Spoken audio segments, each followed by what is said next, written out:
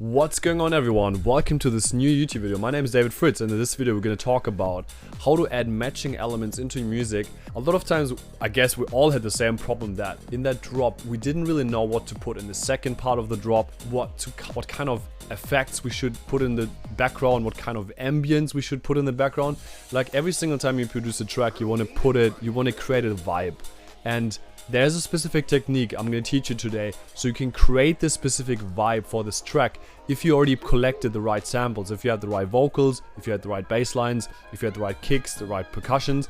This technique I'm going to teach you today is going to save you heaps of time, and also is going to make your track have a specific vibe to it, a specific energy. Before I start into FL Studio, make sure you hit the like button for this video, and also make sure to follow me on my socials, Instagram, Spotify, SoundCloud, to listen to the music I'm releasing. There's gonna be heaps of good tips for you as well if you follow this channel, so I keep you guys updated. Let's go, guys. So we are here in FL Studio again, and I basically just created a little bass pattern. I created a very simple, super basic tech house pattern, and I found some vocals which sound like that. I love the way my body's moving to the beat. I love the way you're slowly getting close to me. Really filthy vocals, I like them a lot. So let's listen to the whole thing. I love the way my body's moving to the beat. I love the way you're slowly getting close to me.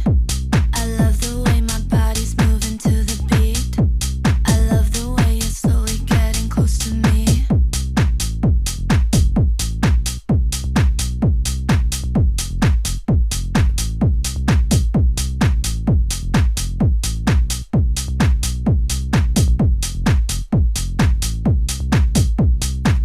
So as you can see here, the first part of the drop doesn't need a lot. So you have the vocals, you have the bass, you have the kick. It's pretty simple, it's enough. What I would do, obviously, I would add a little bit of reverb to the vocals. So for example, I'm just gonna put this up. This is the template I've built, by the way, which makes it really easy. The way my body's moving to the beat. I love the way you're slowly getting close to me. I love the way my body's moving to the beat. I love the way you're slowly getting close to me. So this is pretty simple. Then obviously the problem is, like, we have the first 8 bars sounding really good. There's not much you have to add, but in the second part of the drop, let's say the next from bar 18 till 16, there's not much happening. It's just a bass line. I want to add something to that which makes it sound more interesting, where something new comes in, but it doesn't sound very different from the first part of the drop. Love the way my body's moving to the. So I have this channel here, which is the long reverb channel. I have a Valhalla Supermassive here, and it's a proper long reverb. You can see the feedback time is 97%, which means when I play this and connect it to the long reverb channel, it's gonna have a long reverb. Love the way my. So you hear the whole thing in a very long way.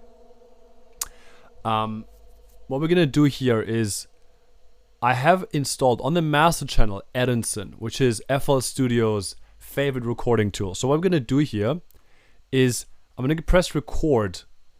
I'm just gonna play a small amount of the first words of that phrase, okay? Love the. Wait a little bit, wait a little bit, wait a little bit, and then stop it. Okay, so we can disconnect the long reverb channel. We don't need that here. Can also put everything back. And yeah, so we have Edison. I just completely pronounced it wrong. In Edison, we have this whole thing here. Upsala. We have this thing here, which is the dry vocal with the long reverb mixed. But we don't really want the dry one because we already have that in the playlist. So I'm going to delete that part out. So like that, we just have, the only thing we have now is just the reverb. Okay? So what we're going to do is, I'm going to put it, go on this one here, drag and copy sample selection, and drag it into the playlist somewhere here. And we are going to call it vocal reverb. I'm going to normalize it to make it not so loud, obviously. A bit too loud still.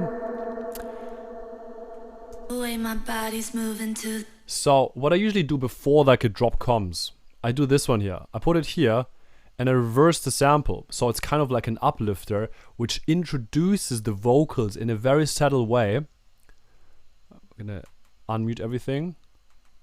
See how loud it is. I love the way my body's moving. Do you realize what kind of effect it causes? It gives you this feeling of, okay, I'm kind of know what's gonna come, but I also don't really know it. I love the way my body's moving to the beat. I love the way you're So this is the first effect, putting that reverb before the vocals start. The next thing I have, which is also a really common method, is I have the vocals here, and I'm gonna mute again all of those channels we don't need because we don't need them. love the way. And we're gonna put this vocal channel, we're gonna connect it to the delay channel, okay? So on this thing, I have the fruity delay too, a very simple one with timing, let's put the timing 4 and a ping pong delay to like pan it a little bit. Love the way. Okay, so you hear the delay and the vocals. What we're gonna do is exactly the same thing what we did now. We'll go on Edison. Man, I should learn this name if I'm working with FL Studio for a while. So we have Edison. Edison. What we're gonna do now is we're gonna do the same method again. So we're gonna do this one. And I'm just gonna play again shortly the first vocals and then stop it and then record the delay. Cool, that's enough. Listen to it.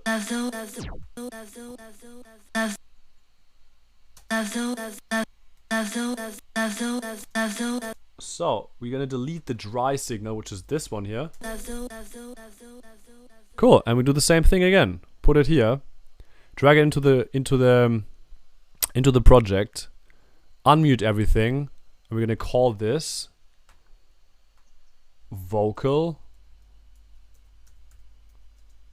delay. I'm using this technique on a lot of tracks I released and produced because you don't need to create like thousands of different melodies for one simple track. It's very simple. You just have to do this technique, normalize it, put the volume down because it's gonna be too loud otherwise. And now it's just about the timing, how good you're gonna do this one. So in the second part of the drop, which is this one here, we can put this simple, it's a sample. We create literally a sample from the sample.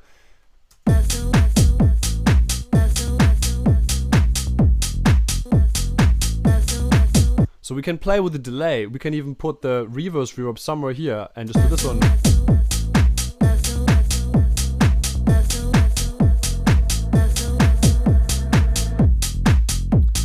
And create some sort of transitional effect where we have this thing, oh, something is gonna come now.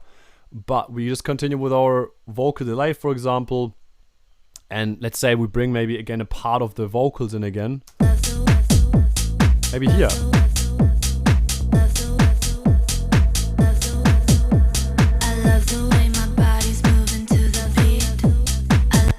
What I'm gonna do is as well, I wanna put a reverb on the delay because it sounds more interesting. We're gonna put it to channel 43. Let's say 43 should be good. Yeah, 43. So we're gonna connect this vocal 3 channel with a short reverb channel. So the delay has some reverb behind it, which sounds again fantastic.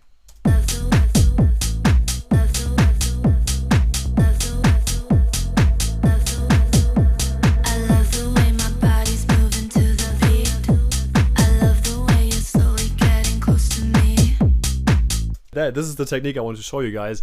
I hope you enjoyed this technique and I hope you can use it for your music production journey and also to create a layer in your song which creates a specific vibes without adding too many different elements and too many different sounds of all the many different plugins.